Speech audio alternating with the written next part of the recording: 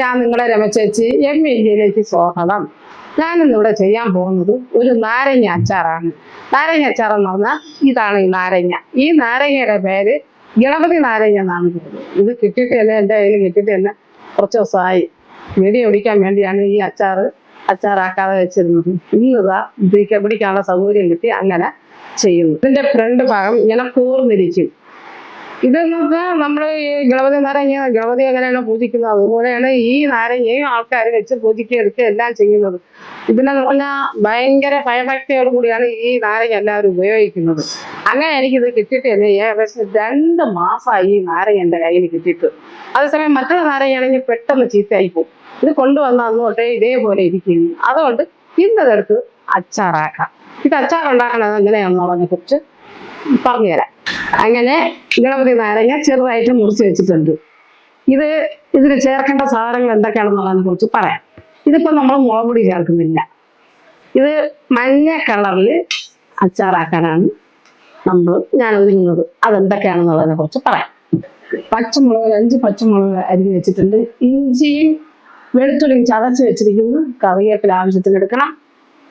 മഞ്ഞൾപ്പൊടി, കല്ലുപ്പ്, കടുക്, പഞ്ചസാര, കായം, വിനാഗിരി, നല്ലെണ്ണ, ഇതൊക്കെയാണ് ആവശ്യമായ സാധനങ്ങൾ. ഇനി നമുക്കിതിനെ പാചകം ചെയ്യാം. എങ്ങനെയാണെന്നുള്ളതിനെ കുറിച്ച് കാണിക്കാം. സ്റ്റൗ കത്തിക്കുന്നു. ഇനി ഒരു ചീനച്ചട്ടി വെച്ച് കൊടുക്കുന്നു. ചീനച്ചട്ടി ചൂടായി. ഇനി നമുക്ക് ആവശ്യമുള്ള എണ്ണ ഒഴിച്ചു കൊടുക്കാം. ഇനി കടുകിട്ട് കൊടുക്കണം. ഇതിലോട്ട് കടുകിട്ട് കൊടുക്കുന്നു.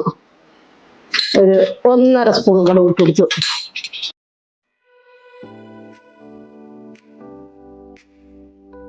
ഇനി ബാക്കിയുള്ള ചേരുവകൾ ചേർത്ത് കൊടുക്കണം. ഇനി ഇഞ്ചിയും വെളുത്തുള്ളിയും ചതച്ച് വെച്ചിട്ട് ഇട്ട് കൊടുക്കണം. അരിഞ്ഞ് വെച്ച പച്ചമുളകിലോട്ട് ഇട്ട് കൊടുക്കണം. നല്ലതുപോലെ ഇളക്കി കൊടുക്കണം.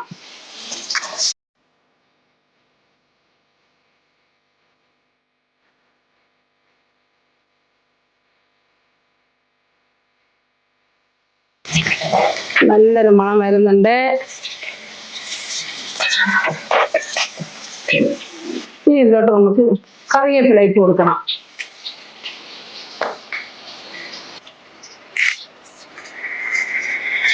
കറിവേപ്പില ഇട്ട് കൊടുക്കണം. കറിവേപ്പിലയൊക്കെ എത്രത്തോളം ചേർക്കണം അത്രത്തോളം നല്ലത് തന്നെ.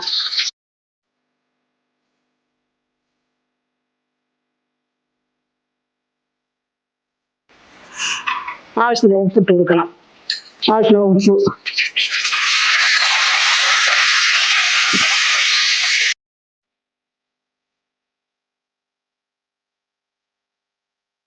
ഈ ഉപ്പ് ഇട്ട് കൊടുക്കുമ്പോൾ തന്നെ എണ്ണയിൽ ഇട്ട് കൊടുക്കുമ്പോൾ തന്നെ അതിന്റെ ഈർപ്പം പോകുന്നതാണ് ചെറുതായിട്ടൊന്ന് പൊട്ടുന്നത്. പിന്നെ അടുത്തിനി നമുക്ക് ചെയ്യേണ്ടത് കായം ചേർത്ത് കൊടുക്കണം.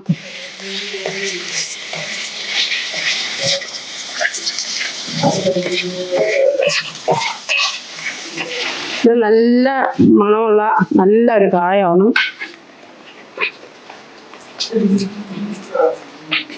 ഇത് ഈ കുഞ്ഞു സ്പൂണിൽ 1 സ്പൂൺ കായപ്പൊടിയാണ് ചേർത്ത് കൊടുക്കുന്നത്. ഇനി നമുക്ക് ചെയ്യേണ്ടത് ഈ അരിഞ്ഞു വെച്ചിരിക്കുന്ന നാരങ്ങ ഇതിലോട്ട് ചേർത്ത് കൊടുക്കണം.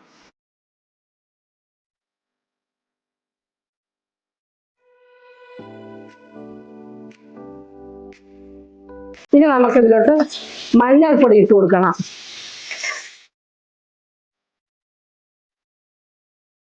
ഒരു ചെറിയ കുഞ്ഞു സ്പൂൺ മഞ്ഞൾപ്പൊടി ഇട്ട് കൊടുക്കുന്നു.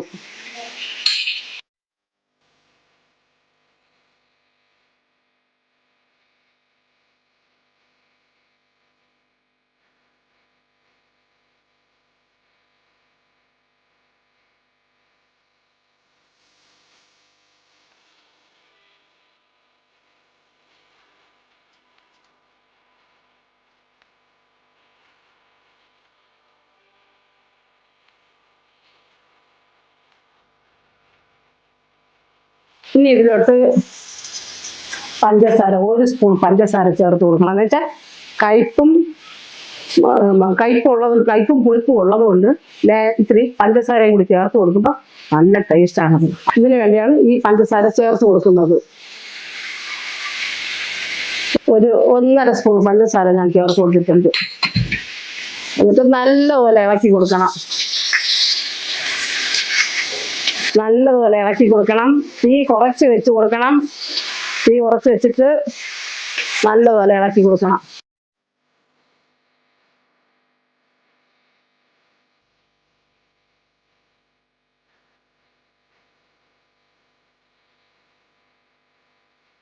ഇനി നമുക്ക് ചേർക്കേണ്ടത് വിനാഗിരി ഒഴിച്ചു കൊടുക്കണം. കുറച്ച് വിനാഗിരി മതി. വിനാഗിരി ഒഴിച്ചു കൊടുക്കണം. അതൊരു മണത്തിനാണ് ഈ വിനാഗിരി ഒഴിച്ചു കൊടുക്കുന്നത്.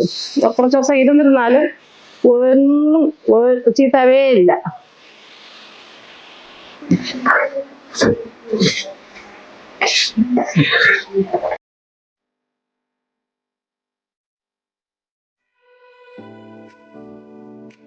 തീ കൂട്ടി വെച്ച് കൊടുത്തിട്ടുണ്ട്. ഈ നാരങ്ങ നല്ലപോലെ ഇങ്ങനെ അമർത്തി വെക്കണം. എല്ലാവരും ഇതേപോലെ ചെയ്തു നോക്കണം. ചെയ്തു നോക്കി കഴിച്ചതിന് ശേഷം എല്ലാ മക്കളും, അമ്മമാരും, എൻ്റെ സഹോദരിമാരും, എല്ലാവരും സഹോദരന്മാരും എനിക്ക് കമൻസ് ഇടണം. അങ്ങനെ ഒരു ബൗളിലോട്ടൊക്കെ മാറ്റേ